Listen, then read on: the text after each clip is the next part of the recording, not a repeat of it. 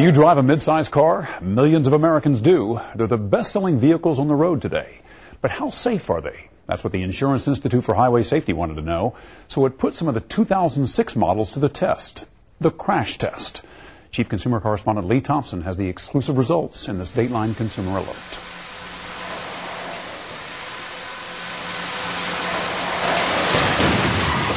To look at all this broken glass and mangled metal, it is hard to imagine anybody could survive crashes like these. This is our sled test area. But remarkably, you can, says Adrian Lund of the Insurance Institute for Highway Safety. And here's where That is, if you choose the right car. This is the sophisticated, state-of-the-art crash hall the insurance industry built. The goal here is to improve safety and reduce claims for insurance companies. In this latest round, 7 popular mid-size cars were put through 2 tough tests. The first one simulates a high-speed frontal collision, the leading cause of deaths and serious injuries on America's roads. serious front crashes often occur on 2-lane roads like this, where one vehicle drifts across the center line a little bit and the driver's sides of the 2 vehicles hit each other head on. Unlike 10 years ago when the Institute first started this test, most new cars now do very well. So well, a person could literally walk away from this 40-mile-per-hour crash.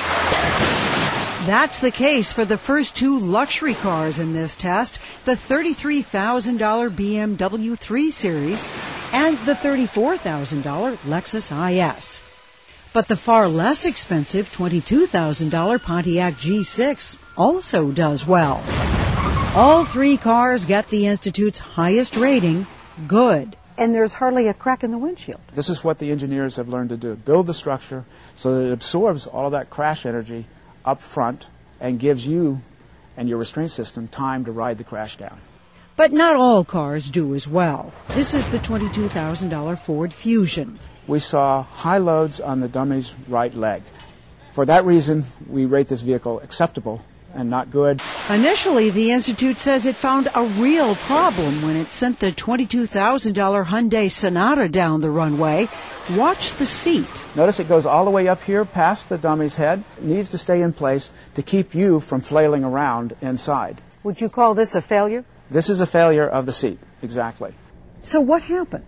The safety belt actually got tangled up with the seat back recline lever. It actually lifted on the lever, allowing the seat to be loose in the car. And what was the fix? The fix was to put this little tang on the end of the lever so that in the crash, when the belt is sliding forward, it can't slide past that and get behind the lever.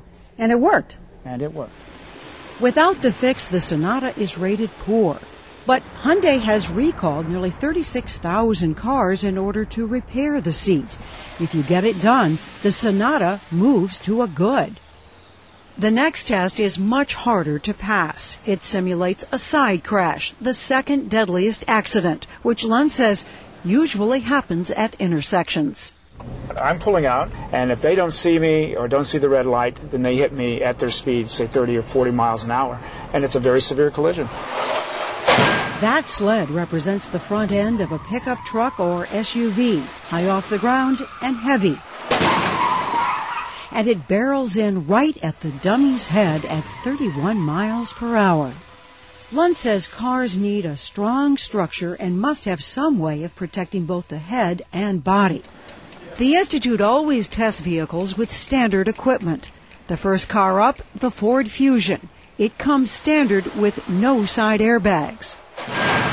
We have direct contact between the dummy's head and the barrier.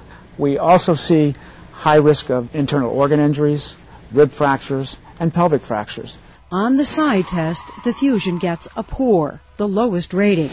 So does the Pontiac G6, another car without side airbags as standard equipment.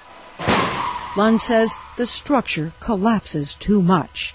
The barrier is actually striking the driver dummy's head. So this is a high risk, serious brain injury, skull fracture.